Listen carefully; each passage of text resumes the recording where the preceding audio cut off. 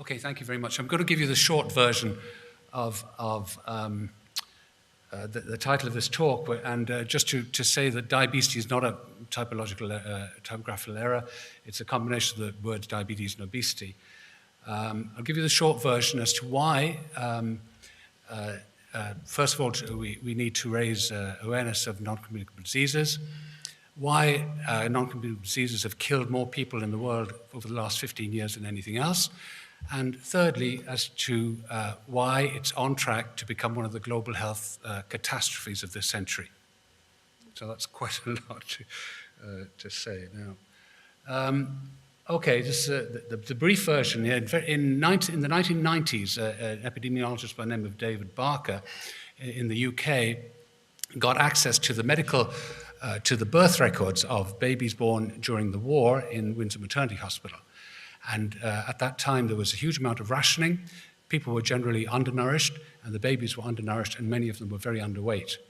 And he studied them again 50 years later in the 1990s and came up with some very surprising findings. If you look at the left here, he looked at the development of the metabolic syndrome in these people in their 50s and found that there was an enormous negative correlation, so that the lighter the baby, the more likely they were to get the metabolic syndrome. And the same is true of diabetes, which is part of the metabolic syndrome. So, there was an 18-fold increase, 18 times increase in babies at 4.5 pounds birth weight. And huge difference here as well in diabetes, which is part of the metabolic syndrome. And and this has been reproduced 20 or 30 times in every study in every continent in the world, in different ethnic groups, all sorts of socioeconomic groups, and it has held fast completely. And it gave rise to this origin of the Thrifty phenotype hypothesis, which is that during we're seeing here is that babies who are undernourished during the war have reproduced experimentally what the history of humankind, which is that we've always been undernourished, babies all been underweight, and we imprint on the babies an ability to store and utilize energy very, very efficiently because it has survival value. But of course, in the 1980s and the 1990s, food became abundant and overabundant. And of course, we're still storing. So we've given rise to this obesity pandemic. And the non-communicable diseases, diabetes, hypertension, dyslipidemias, coronary heart disease, stroke, and cancer, and up to 40% of cancers are obesity-driven. So they're already all the same disease, and this is why people are dying in their droves. Let's look at the obesity here. Okay, Obesity Central is currently Mexico, North Africa, and the Middle East. But if you look at these, look at this. This is the trends in obesity. At the very top there, in the pink, you can't see it very well, is West Africa. And the next 5 shades of color down are different regions of Africa. After that are the Pacific Far East, North Africa, South America, India, and China. So you see we're sitting on a powder keg here because the diabetes prevalence in Africa is going to double, 120% in fact, in the next 10 years. And at the moment, half the world's diabetics live in 5 different countries. And this is affecting, okay, it's already affected North America and Caucasian Europe. We're already at the peak of our obesity, probably, and we're reaping the whirlwind. But South America, Central America, the whole of Africa, India, Asia, China, the Pacific Far East, and Aboriginal Australia are on the bandwagon now and getting worse and worse and worse in times of plenty. These are the life expectancy tables of the United Nations, okay? This is the life expectancy of a child born in 2015. Okay, if you live in the first world, you can expect to live well into your 80s. 83, if you're Japanese, Swiss, whatever. This is the last page of the league table. Okay, this is the bottom life expectancy. And 38 out of the lowest 40 countries lie in Africa. Okay, well, you might say, well, they have all those nasty infectious diseases and things like that. But look at the second map here. These are the deaths under 70 years of age, under 70, due to non-communicable diseases. So these are young people dying of non-communicable diseases, okay? And look at this. Look at sub-Saharan Africa. 70% of people in West Africa, sub-Saharan West Africa, die from non-communicable diseases. And this is in the crucible of HIV, malaria, hepatitis, meningitis, tuberculosis, waterborne diseases, all those other nasty things. So this is a real time bomb that we're sitting on. Okay, why? Well, we have our own versions of fast food and sort of high carbohydrate, low nutritional content food. Many of you who've traveled to Africa know that they eat a lot of the root vegetables, which really have no nutritional value. Very fattening. This is in Togo. The yams, this is a lady who lives in the garden next to my apartment, pounding yam for a family, and to make fufu, which is a gloopy sort of carbohydrate staple there, as is rice. The world is beginning to catch up here. This is an article published in Le Monde last month. It leaves no introduction, and it kind of more or less says what I wrote in an article for a newspaper called The African Bulletin. Okay, just briefly got to get on to diabetes. We know about the complications of diabetes. You know, it's the commonest cause of blindness in adults in the world. You know, it's the commonest cause by far of renal failure, dialysis, transplantation, commonest cause of amputations, but most diabetics die prematurely, 80% of them, from coronary heart disease and stroke, okay? So this is what's happening. This is the natural history of type 2 diabetes. We have a genetic predisposition, which is fed, as I've said, by nutrition, obesity, lack of physical activity, goes through the pre-diabetes phase, and then goes through diabetes with hyperglycemia, hyperlipidemia, hypertension, driving you onwards to the point where you get complications, disability, and death, okay? Now, in this country and in most of the first world, we have very good treatments for diabetes, stop you sort of progressing along this highway to hell, basically, as I call it. But in the, and then if you know, even if you sort of get past that point, you still have the eye surgeons, still have the laser therapy, you still have the cardiac bypass surgeons, you still have the stents being put in, you still have dialysis, you have transplantation. The problem in the third world, okay, is that if you're diagnosed and you don't die before you're diagnosed, you have no money, you have to pay for doctors, you have to pay for treatment, you have to pay for hospitalizations, you have to pay for everything. And if you can't put food on the table, these things take a second back seat. And so you race along this highway to hell, to disability and death. And that's what's happening around the world under our noses. I'll just very briefly mention this. This is the global cost of diabetes. Prevalence 700 million in the world. Okay, this is currently between 1.3 and 2.5 trillion dollars diabetes costs. It's the commonest disease in the world. It takes up over 2% of the global GDP. The most expensive, the greatest amount of money spent on diabetes is in the North Americas, and I think that says about 2.6% or something like that of their GDP spent on diabetes. That totals $500 billion, okay? That makes Brexit look like a storm in a teacup. $500 billion. In sub-Saharan Africa, they spend 1.2% of their GDP, right? But 1.2% of a very small number is an extremely small number. And most of that, I think, is probably consumed, that $19 billion you see there is probably consumed in some of the Anglophone countries near to West Africa as well. So I think you see very little actual care.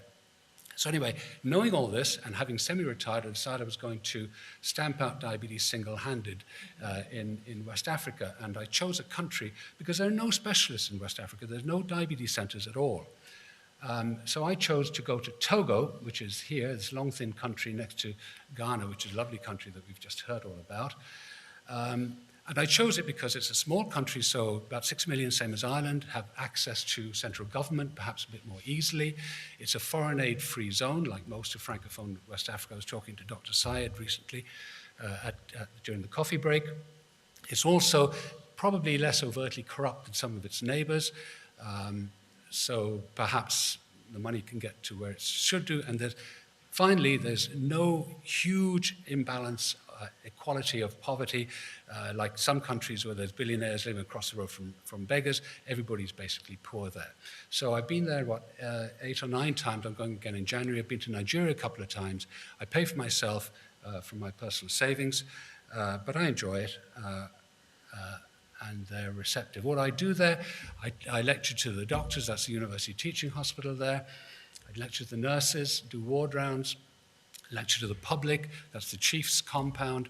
I go to the churches where you can address 2,000 or 3,000 people at a time about the evils of Coca-Cola as opposed to the evils of the devil, and also not to ask the mothers not to overfeed their children or give them fizzy drinks.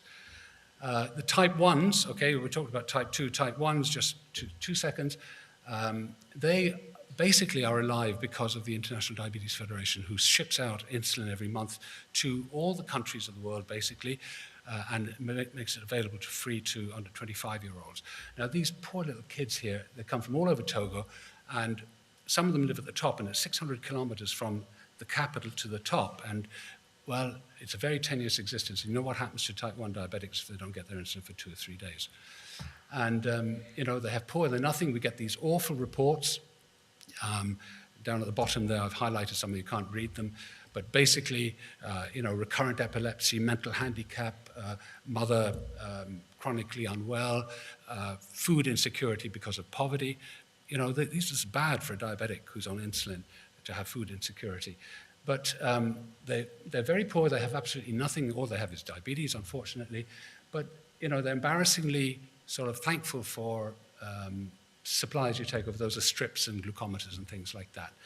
So, well, do I think I've done anything? Absolutely zero. I think I've done zilch. I might have got a step nearer to heaven, possibly. I got a room named after me, but there was a question here about resistance. Yes, I met a lot of resistance, met some wonderful people, a lot of supporters, a lot of people that I work with and are helpful, but there were a lot of people there. There's the usual sort of problem of sort of African time, everything moves slowly, as has been said.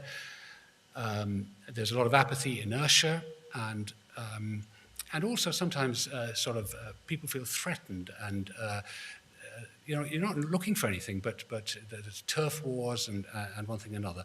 But persistence pays off, and if you make enough a nuisance of yourself, you can get somewhere. So this is the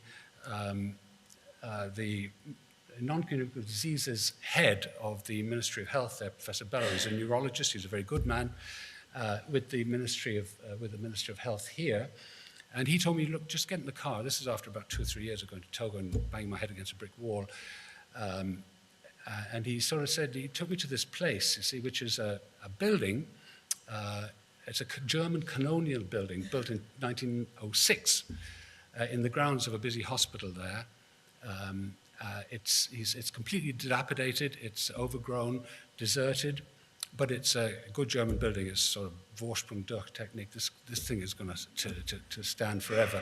That's the front, the back, and the inside. And the problem is, well, what Professor Bello wants to do is open up a non-communicable diseases center here, and of course I'll have a huge diabetes center in it. And there's not one, and I hope that we will compete for the best center in Africa.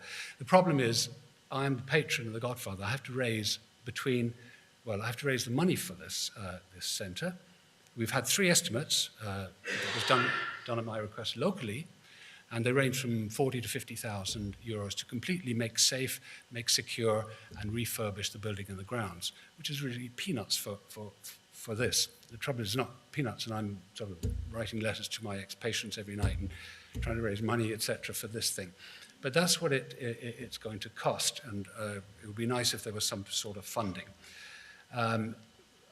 Just before, I'm nearly finished, just before I retired, I raised money, and that's a chap called Nazif Lawani, who's a senior Togolese nurse that I brought over to Ireland for 3 months, and who was trained as a diabetes nurse specialist in UCD, that's UCD and the Mater Hospital, and various other institutions.